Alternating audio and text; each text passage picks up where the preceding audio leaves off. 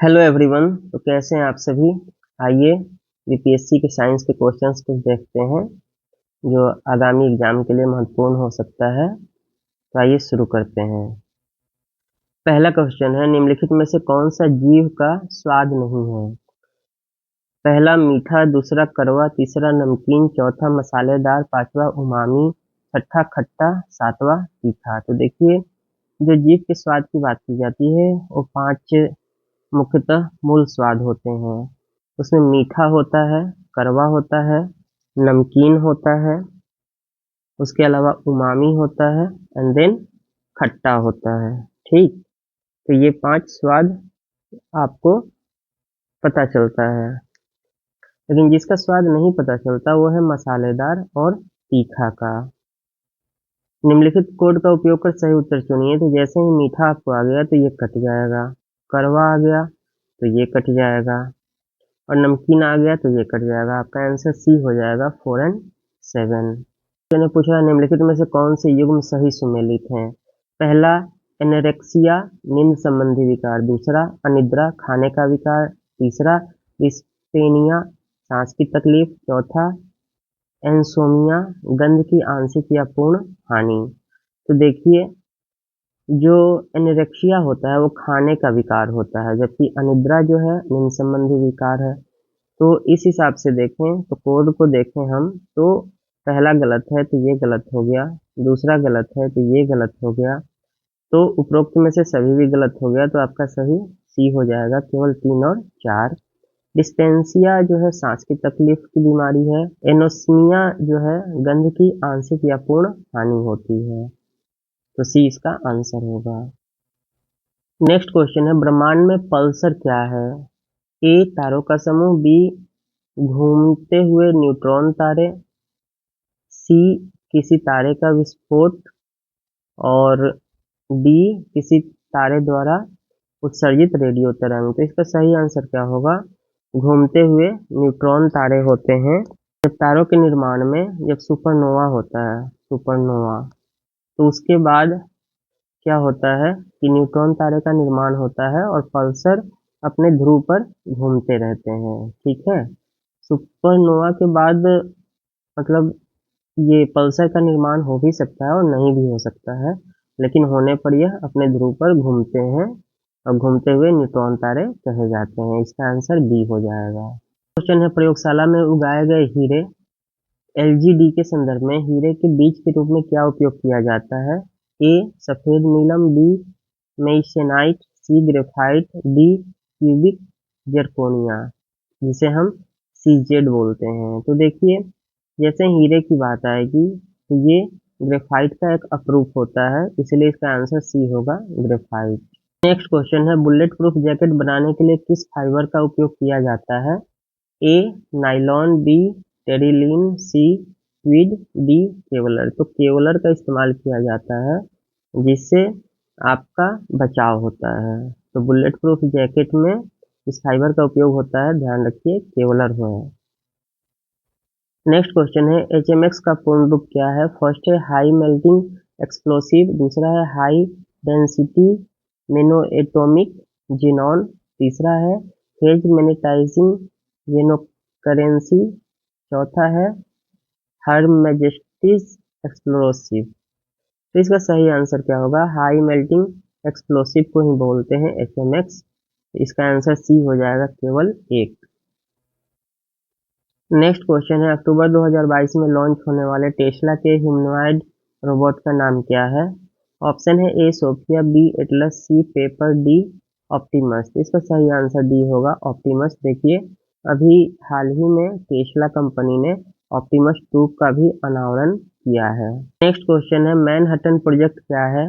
ए एक शोध और विकास उपक्रम जिसने पहला परमाणु हथियार बनाया, बी दुनिया की सबसे बड़ी कला नीलामी में से एक, सी न्यूयॉर्क शहर में एक रियल एस्टेट परियोजना, डी एक प्रसिद्ध थीम पार्क। तो इसका जो सही आंसर होगा वो ए होगा, एक शोध और विकास उपक्रम जिसने पहला परमाणु हथियार बनाया। अगर आपने मूवी ओपेनहाइमर देखा होगा, उसमें इस प्रोजेक्ट का जिक्र किया गया है। क्वेश्चन है, अवतल दर्पण द्वारा बना प्रतिबिंब वास्तविक, उल्टा और वस्तु के समान आकार का होता है। वस्तु की स्थिति होनी चाहिए। ए फोकस, बी वक्रता केंद्र जिसको सी बोलते हैं, सी फोकस और वक्रता केंद्र के बीच, एफ और सी के बीच, एफ एंड सी के बीच, और तीसरा है वक्रता केंद्र से परे, मतलब वक्रता केंद्र सी से दूर। तो देखिए मैं आपको एक ब्रीफ दे देता हूँ। जैसे ये आप समझ लीजिए अवतल दर्पण है और ये यहाँ P हो गया। तो देखिए ये मान लीजिए F है और ये C है। अगर कोई वस्तु हम इन्फिनिटी पर रखते हैं, मान लीजिए यहाँ पर रखे हुए हैं, तो यहाँ से ऐसे जाएगी, रिफ्लेक्ट करेगी और ये ऐसे आ जाएगी। उसी तरीके से यहाँ से गई और ये F। तो जब भी हम इन्फिनिटी पर रखेंगे तो इसका पोजीशन कहाँ बनेगा, F पर बनेगा। ठीक है। अगर दूसरा कंडीशन हम लेते हैं, दूसरा कंडीशन देखिए, इसको ऐसे रखें, ये C है, ये F है। अगर हम C से परे रखेंगे तो ये C और F के बीच में बनेगी। ठीक, यहाँ से ऐसे जाएगी और ये ऐसे कटेगी, तो ये देखिए यहाँ बनेगी। तो ये C और F के बीच में बनेगी जब वस्तु C से परे है। उसी प्रकार से अगर तीसरे कंडीशन की बात करें कि हमने यहाँ C रखा, यहाँ F रखा, तो अगर हम C पर वस्तु को रखेंगे एग्जैक्ट, तो ये ऐसे जाएगी और उसके बाद ये यहाँ से रिफ्लेक्ट करेगी, ये यहाँ जाएगी और यहाँ से रिफ्लेक्ट करके यहाँ बनेगी। मतलब ये अगर हम C पर रखेंगे तो हमारा जो इमेज होगा C पर ही बनेगा, वास्तविक बनेगा, उल्टा बनेगा और वस्तु के समान बनेगा। तो इसका सही आंसर क्या होगा, वक्रता केंद्र पर। ठीक है। और भी जान लीजिए, जब जैसे आप देखिए I पर रखें इन्फिनिटी पर तो इमेज बनेगा F पर। अगर आप F पर रखेंगे तो इमेज बनेगा इन्फिनिटी पर। अगर आप C पर रखेंगे तो इमेज बनेगा C पर। अगर C के बियॉन्ड जाते हैं, C से परे, तो इमेज बनेगा C एंड F पर। ठीक है। तो ये ध्यान रखना है। ठीक, इतने कंडीशन याद रखिए, आप कर लेंगे। और अगर आप F और P पर रखते हैं, F, ये F हो गया और ये हो गया P के बीच में, तो ये उसके बियॉन्ड बनता है, पीछे की ओर यहाँ इमेज फॉर्मेशन होता है। नेक्स्ट क्वेश्चन है, फोटो इलेक्ट्रिक सेल एक ऐसा उपकरण है जो ए प्रकाश ऊर्जा को विद्युत ऊर्जा में परिवर्तित करता है, बी विद्युत ऊर्जा को प्रकाश ऊर्जा में परिवर्तित करता है, सी प्रकाश ऊर्जा को संग्रहित करता है, डी उपरोक्त में से कोई नहीं। तो इसका सही आंसर ए होगा, ये प्रकाश ऊर्जा को विद्युत ऊर्जा में बदल देता है। ठीक है। कुछ और अगर आप जानना चाहें तो देखिए, एक होता है डायनमो, और डायनमो क्या करता है कि ये मैकेनिकल एनर्जी को किसमें चेंज करता है, तो इलेक्ट्रिकल एनर्जी में। उसी तरीके से मोटर जो होता है वो इलेक्ट्रिकल एनर्जी को मैकेनिकल एनर्जी में चेंज करता है। अगर माइक्रोफोन की बात करें, माइक्रोफोन, तो माइक्रोफोन क्या करेगा, हम बोलते हैं मतलब साउंड एनर्जी, और साउंड एनर्जी को ये क्या करता है, इलेक्ट्रिकल एनर्जी में चेंज करता है। लाउड स्पीकर की बात करें, लाउड स्पीकर, तो लाउड स्पीकर आपको पता ही होगा, वो आवाज करता है, मतलब कि वो इलेक्ट्रिकल एनर्जी को साउंड एनर्जी में चेंज करता है।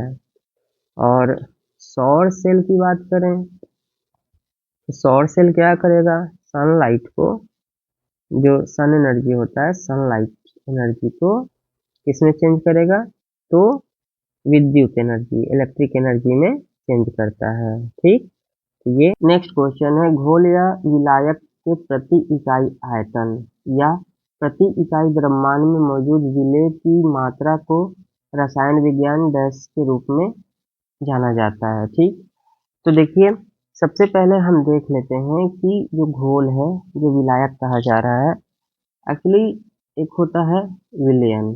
ठीक है, विलयन में हमारे पास विलेय भी होते हैं और विलायक होता है। ठीक है, विलयन किसको बोलते हैं, ये होता है दो या दो से अधिक पदार्थों का समांगी मिश्रण, दो या दो से अधिक पदार्थों का समांगी मिश्रण।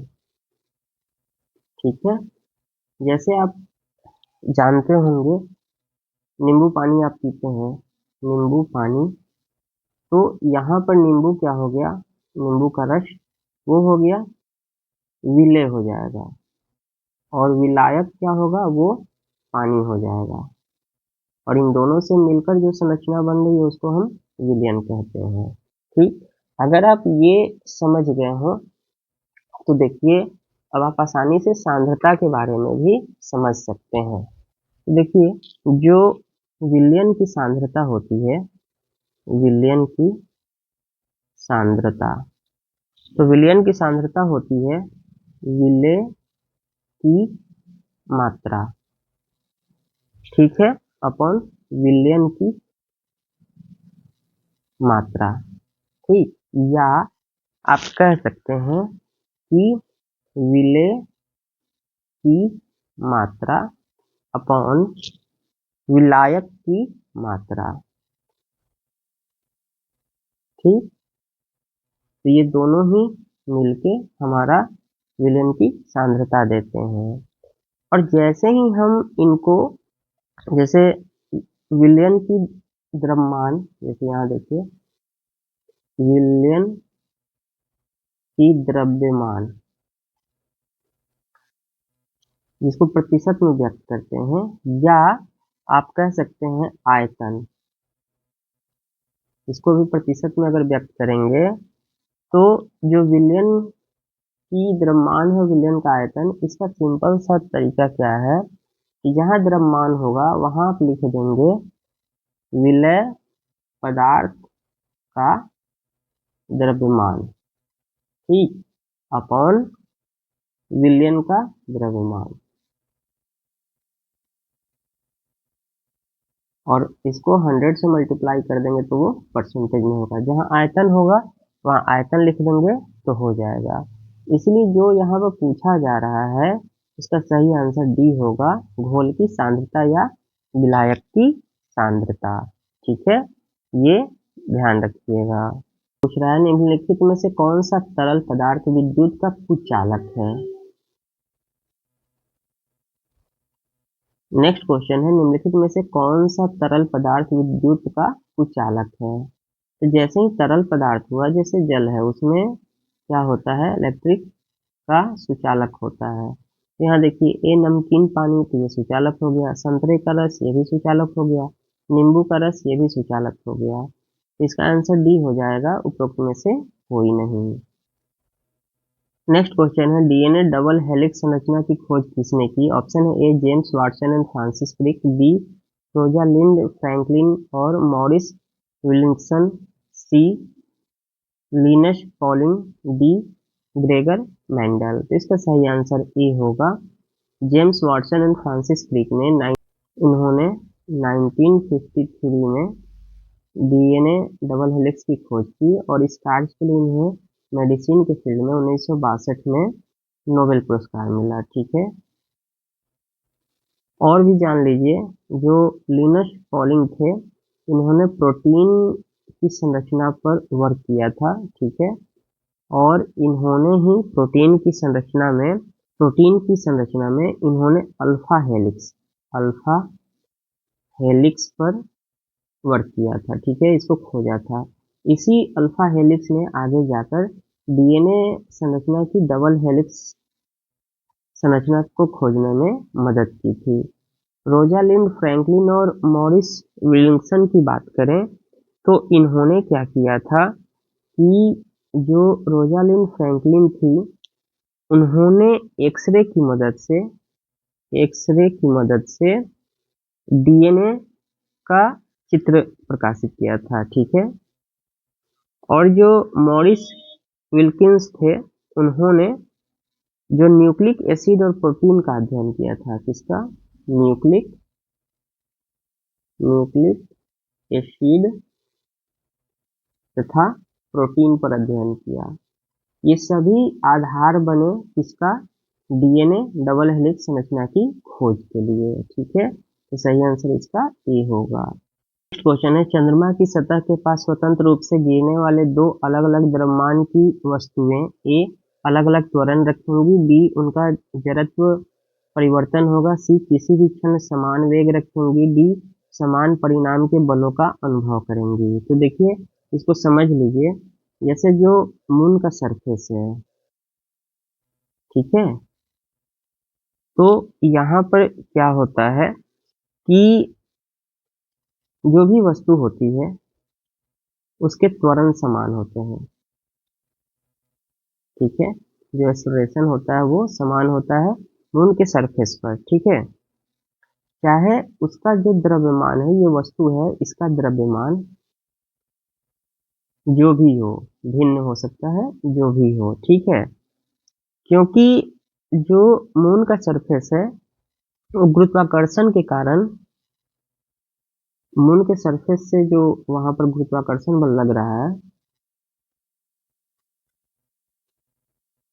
उससे जो त्वरण होता है वो स्वतंत्र होता है, ठीक है, इसीलिए वो द्रव्यमान पर निर्भर नहीं करता है। तो अगर पूछा जाए कि मून के सरफेस पर क्या होगा, तो त्वरण समान रहेगा। लेकिन यहाँ बात की जा रही है फ्री फॉल की, गिरने की। तो देखिए जो तात्कालिक वेग होता है, मतलब v जिसको कहेंगे, वो किस पर निर्भर करता है, u पर, इनिशियल जो वेलोसिटी होता है या स्पीड, और त्वरण पे, ठीक है, तो इन दोनों पर निर्भर करता है। अब चूंकि दोनों वस्तुएं स्वतंत्र रूप से गिर रही हैं, इसका मतलब जो उसका प्रारंभिक वेग है u है, वो क्या होगा, शून्य होगा, जीरो होगा, ठीक। इसीलिए किसी भी क्षण हम किसी भी वस्तु का वेग सदैव क्या रहेगा, समान रहेगा। तो इसका आंसर सी हो जाएगा, किसी भी क्षण समान वेग रहेगी। वेक्टर वैक्सीन प्रतिरक्षा प्रदान करने के लिए कैसे काम करती है?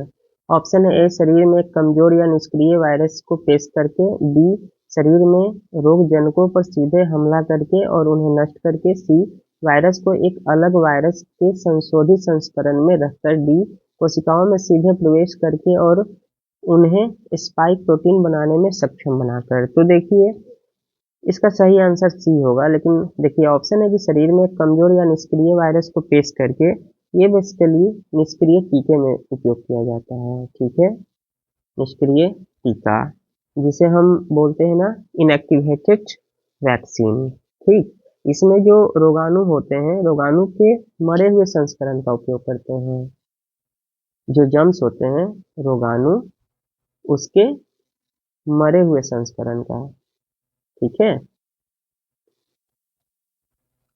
और इसके अलावा होता है जीवित क्षणिक टीके, ठीक है, ये रोगाणु के कमजोर रूप का उपयोग करते हैं, ठीक है, रोगाणु के कमजोर रूप का।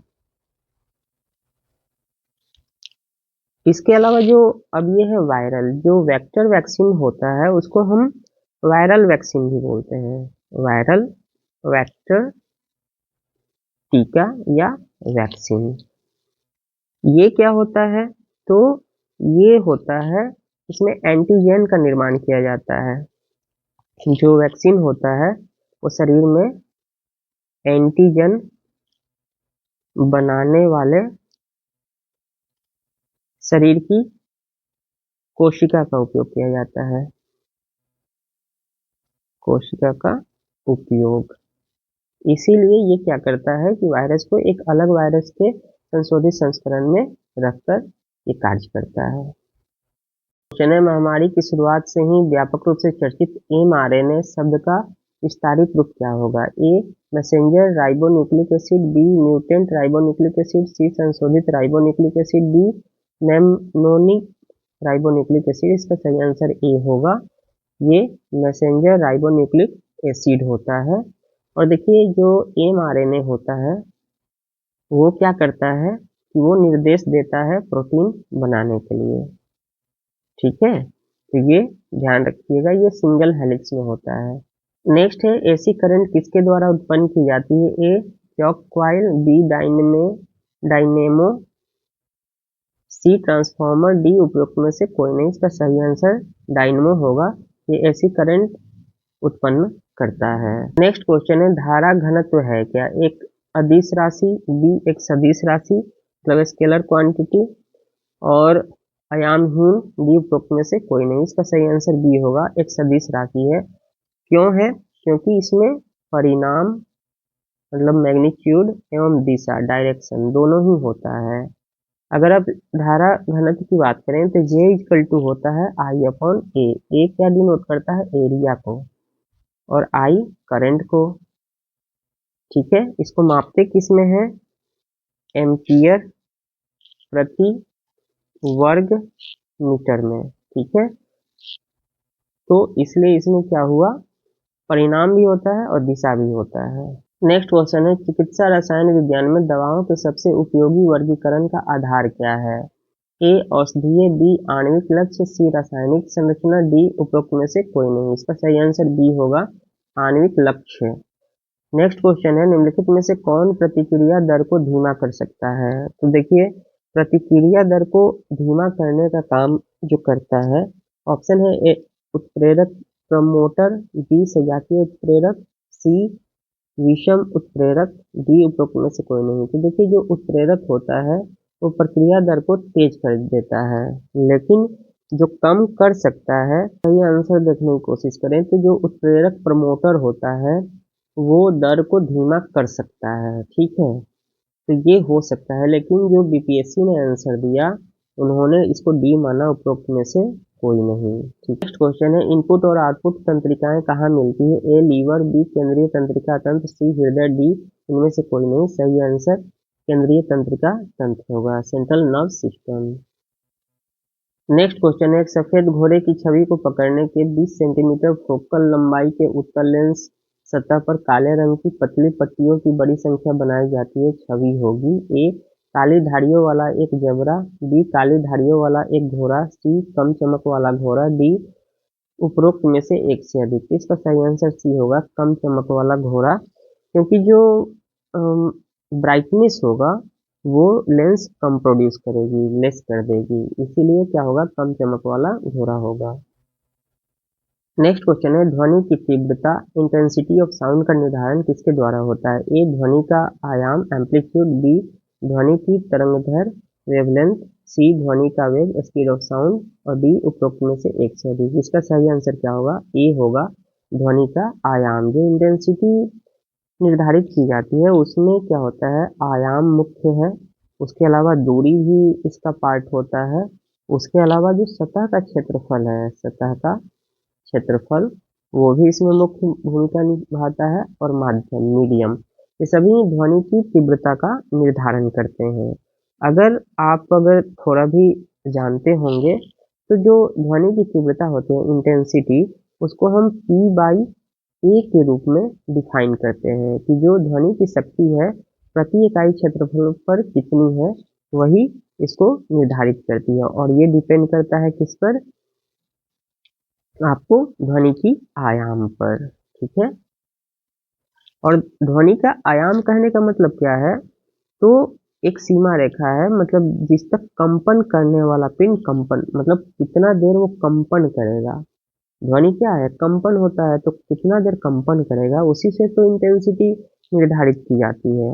अगर कंपन तेज हो रहा है, जैसे आप साउंड बॉक्स को देखते हैं जिसका बेस हाई होता है, तो उसमें कंपन ज्यादा होता है, इसीलिए उसका एम्पलीट्यूड ज्यादा होता है। ठीक, क्वेश्चन है, निम्नलिखित में से कौन सा फोटो इलेक्ट्रिक उपकरण डिजिटल अनुप्रयोगों के लिए सबसे उपयुक्त है? A photovoltaic cell, B photo emit photo ammeter होगा। ठीक है, सी फोटो डायोड, उपरोक्त में से एक से अधिक। इसका सही आंसर ए होगा, फोटो वोल्टिक सेल जो होता है वही फोटो इलेक्ट्रिक उपकरण के डिजिटल अनुप्रयोग के लिए प्रयोग किया जाता है। क्वेश्चन है, बॉल बेयरिंग का उपयोग स्थैतिक घर्षण को किसमें परिवर्तित करने के लिए किया जाता है? ए ड्रैग, बी स्लाइडिंग, सी रोलिंग, डी उपरोक्त में से एक से अधिक। तो इसका जो सही आंसर होगा वो हम रोलिंग के लिए प्रयोग करते हैं। नेक्स्ट क्वेश्चन है, फुटबॉल के खेल में गोलकीपर गोल पर शॉट मारने वाले गेंद को पकड़ने के बाद अपने हाथों को पीछे की ओर खींचता है, इससे गोलकीपर को एक गेंद पर अधिक बल लगाना, बी गेंद द्वारा हाथों पर लगाए गए बल व को कम करना, बल को बढ़ाना, सी संवेग के परिवर्तन की दर को कम करना, डी उपरोक्त में से एक से अधिक। इसका आंसर सही होगा, सी होगा। संवेग में परिवर्तन की दर को कम करना होता है। अगर आप न्यूटन महोदय का सेकेंड लॉ जानते होंगे तो वो यही बात करता है कि संवेग में परिवर्तन की दर को कम करना, जिससे चोट कम लगता है और टाइम अधिक मिलता है। ठीक है। नेक्स्ट क्वेश्चन है, निम्नलिखित में से कौन सा रेडियोधर्मी तत्व द्वारा उत्सर्जित एक सकारात्मक रूप से अवशोषित कण है? ए बीटा कण, बी अल्फा कण, सी कैथोड किरण, डी उपरोक्त में से एक से अधिक। सही आंसर इसका होगा बी अल्फा कण। क्वेश्चन है, अभिकेंद्रीय बल किसके लिए उत्तरदायी है? ए शरीर को वृत्ताकार पथ पर गतिमान रखना, बी वस्तु को सीधी रेखा में उड़ाना, सी अंतरिक्ष में वस्तु की स्वतंत्र गति, डी उपरोक्त में से एक से अधिक। सही आंसर इसका ए होगा, शरीर को वृत्ताकार पथ में गतिमान रखना। देखिए अभिकेंद्रीय बल जो होता है वो टुवार्ड्स केंद्र लगता है, टुवार्ड्स सेंटर। ठीक है। और जो अपकेंद्रीय बल होता है, अपकेंद्रीय बल, वो आउटसाइड सेंटर लगता है। तो जो बाहर की ओर लगा उसको अपकेंद्रीय, और जो अंदर की ओर लगा अभिकेंद्रीय। अपकेंद्रीय बल का अच्छा उदाहरण, जैसे आप दही को मथते हैं, दाल को मथते हैं, चाहे वॉशिंग मशीन है, वो सभी क्या काम करते हैं? अपकेंद्रीय बल के आधार पर काम करते हैं। निम्नलिखित में से किस ऊर्जा परिवर्तन में घर्षण बल शामिल होता है? ए स्थितिज ऊर्जा से ध्वनिज ऊर्जा, बी रासायनिक ऊर्जा से ऊष्मा ऊर्जा, सी गतिज ऊर्जा से ऊष्मा ऊर्जा, डी उपरोक्त में से एक से अधिक। सही आंसर इसका क्या होगा? गतिज ऊर्जा से ऊष्मा ऊर्जा। अगर कोई वस्तु गति कर रही है और उससे ऊर्जा का ह्रास हो रहा है, निकल रहा है, जैसे हम दौड़ते हैं, तो उसमें जो है घर्षण होता है। ठीक है। क्वेश्चन है, एक बस सीधे रास्ते पर चल रही है, अचानक दाहिने ओर मुड़ जाती है, बस में बैठे यात्री पर क्या प्रभाव पड़ेगा? तो देखिए, मान लीजिए ये बस ऐसे ट्रेवल कर रही है और ये दाहिने तरफ मुड़ गई, तो देखिए जो बस में यात्री बैठा है उसका निचला हिस्सा मतलब पैर जो है बस के संपर्क में रहेगा, तो वो तो गतिमान है। तो गतिमान है तो जिस दिशा में बस गति कर रही है उस दिशा में वो हिस्सा मूव कर जाएगा। ठीक। लेकिन जो ऊपरी भाग है, जो आप समझ लीजिए कमर से ऊपर का भाग है, वो जड़त्व की स्थिति में है, तो वो उस स्थिति को मेंटेन करने की कोशिश करता है। इस कारण से जो एक बल लगता है, जो अभी हमने पढ़ा था अभिकेंद्रीय और अपकेंद्रीय बल, तो जो केंद्र से बाहर की ओर बल लगेगा अपकेंद्रीय, वो आपके बॉडी को दूसरे डायरेक्शन में मूव कर देगा। अगर बस दाहिने तरफ जा रहा है तो आपका जो बॉडी होगा, शरीर, वो बाईं तरफ मूव कर जाएगा। तो यहाँ बोल रहा है कि अचानक दाहिने ओर मुड़ा, जिसका मतलब जो आपका झुकाव होगा बाईं की ओर हो जाएगा। ठीक है। तो चलिए मिलते हैं नेक्स्ट क्लास में। तब तक चैनल पर नए हैं तो सब्सक्राइब करें, लाइक करें, शेयर करें, बेल आइकन को दबाएं, नोटिफिकेशन पाएं। धन्यवाद।